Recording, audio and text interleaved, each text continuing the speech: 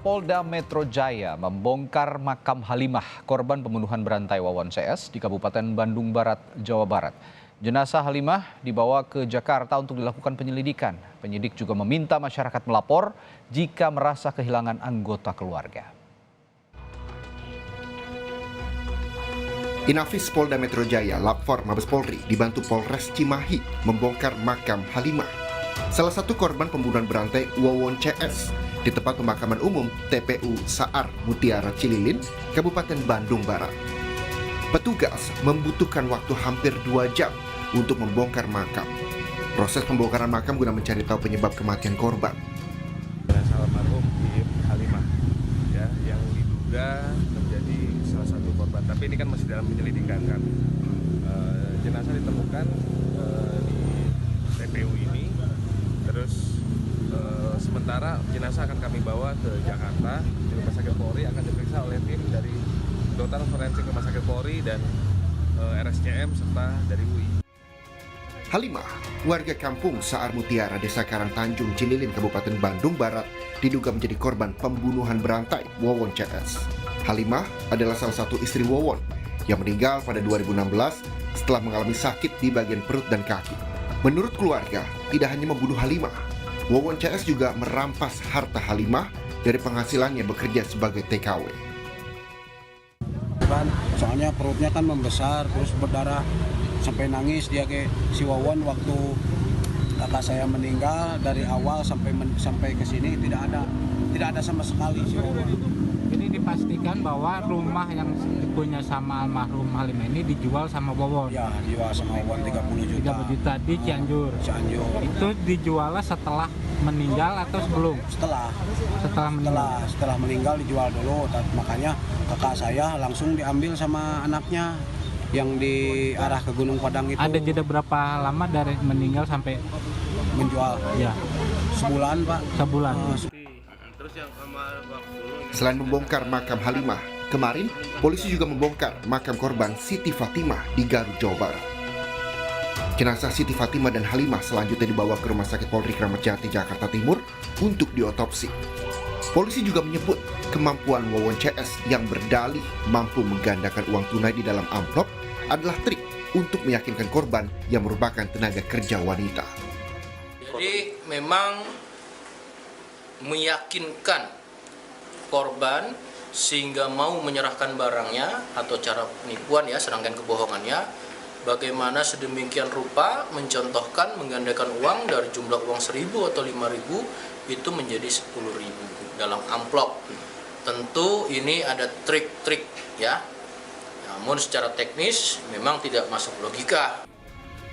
Penyidik meminta warga yang merasa kehilangan anggota keluarga dalam waktu cukup lama agar segera melapor.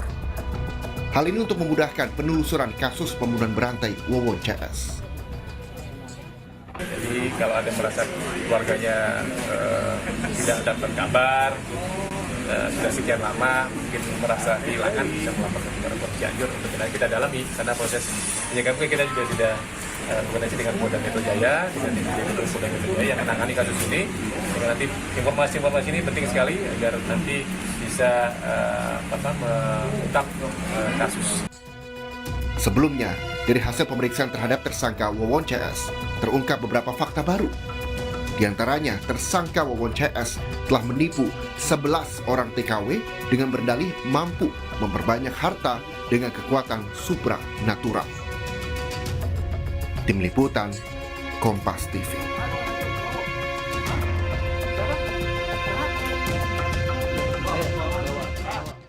Lebih lengkap perkembangan paling baru dari kasus pembunuhan berantai Wawon CS di Bekasi dan Cikarang dilaporkan jurnalis Kompas TV Intan Azhar dari Polda Metro Jaya. Intan, kapan hasil otopsi 2 jenazah yang kemarin makamnya dibongkar ini bisa diketahui oleh publik?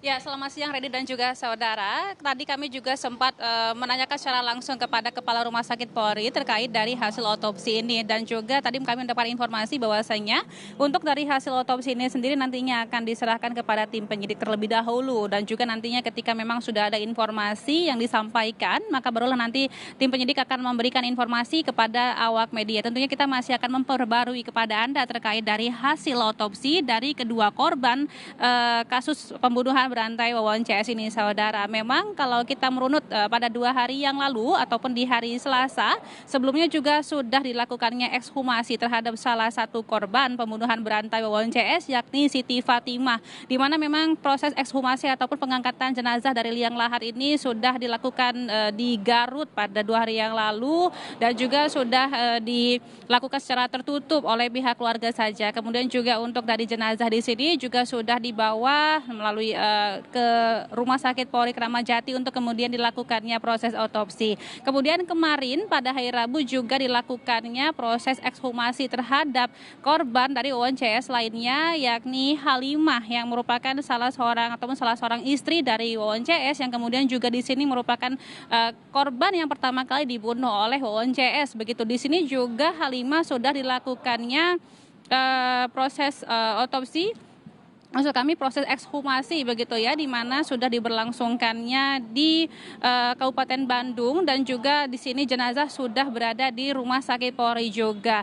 Dan juga saudara terkait dari 2 korban ini sudah dilakukan ekshumasi. Kalau dari total korban pembunuhan berantai dari Wawon CS ini sendiri kita ketahui bahwasanya ada 9 orang begitu ya, di mana dari ke-9 orang ini 7 diantaranya ini merupakan kerabat ataupun masih memiliki sistem kekerabatan dari Wawon CS. Seperti kami juga sudah mendapatkan konfirmasinya dari Hengki Haryadi selaku dari Direktorat Kriminal ataupun Reserse Kriminal Umum Polda Metro Jaya, di mana juga dirinya di sini menyebutkan bahwa dari ke-7 orang dalam menjadi korban dari pembunuhan berantai ini, mereka diantaranya adalah istri-istri, anak dan juga mertua dari Wawon CS begitu. Tentunya di sini untuk terkait dari kasus pembunuhan ataupun proses hasil otopsi ini kita masih akan menantikan lebih lanjut. Begitu Redi.